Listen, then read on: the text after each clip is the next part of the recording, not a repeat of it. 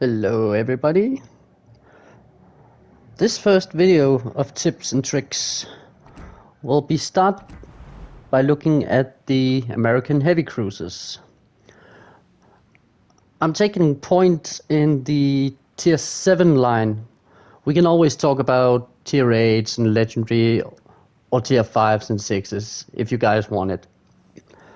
I'm starting with the tier 7 because it's what's most gonna be played when we're gonna play fleets, fleet cup, fleet battles, so forth.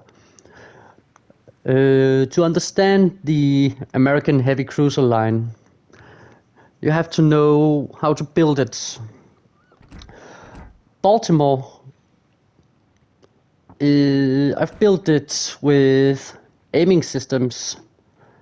Do not go secondary because you're not gonna need it. AA is a viable choice if you're playing standard, but for competitive play, I would recommend aiming systems. Main battery mod 2 can be used because the American heavy cruisers, their turret traverse is not the best. So it's a viable option. I'll still choose aiming systems for the extra accuracy. I've chosen propulsion mod 2. I don't recommend damage control system mod 2 because you're not gonna need it. Steering gears is also a viable choice if you want to be kiting. It's not the most used playstyle with the American heavies to be kiting away, but it's got some merit to it. You're mostly going to use island cover, so being able to accelerate or back off, propulsion mod is the way to go.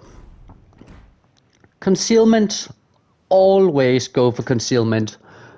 You're gonna need it for if you're in a tough situation and you need to break contact, or if you're being chased, you need to be able to run away and not stay spotted.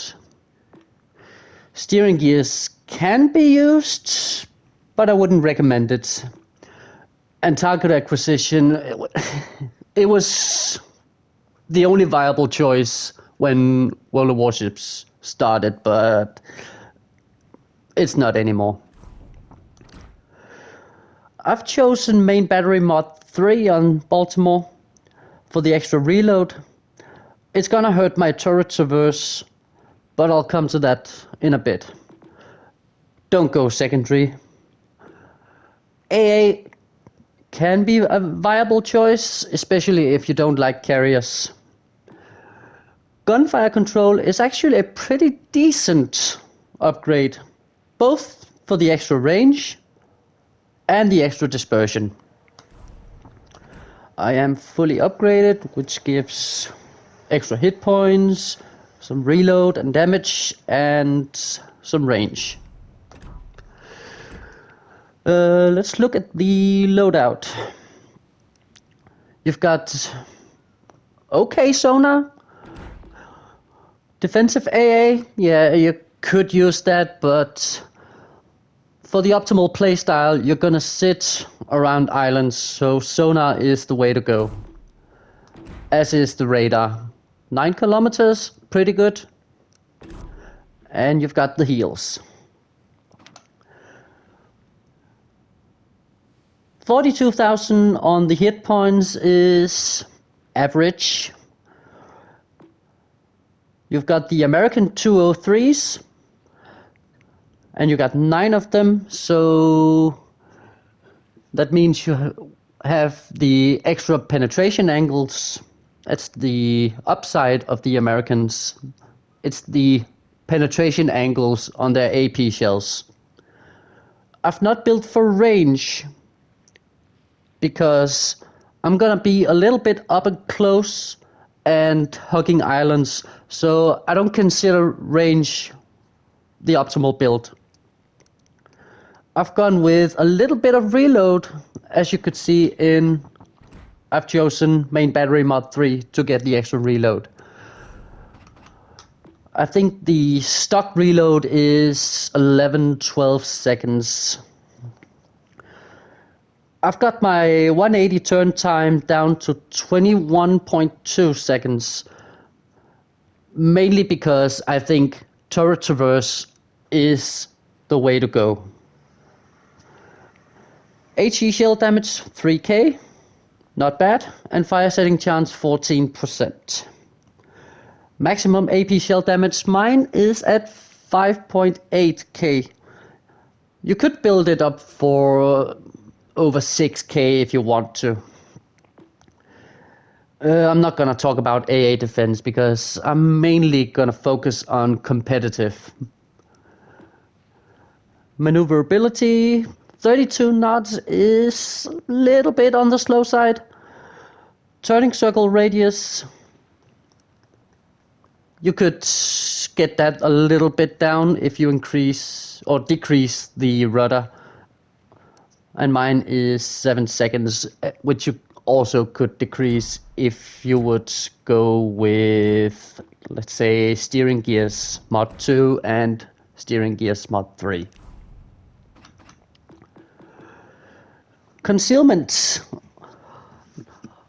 Always go for concealment in cruisers. I've got mine down to 10.3, so I'm able to break contact easily. Armor. You see all the yellow. Yeah, you're pretty much covered in 27 millimeters. So you'll be able to bounce 15 inches or 380 millimeters. But if you see an American battleship, you're pretty much screwed if he wants to look at you. Let's take that away. Topside plating. Guns.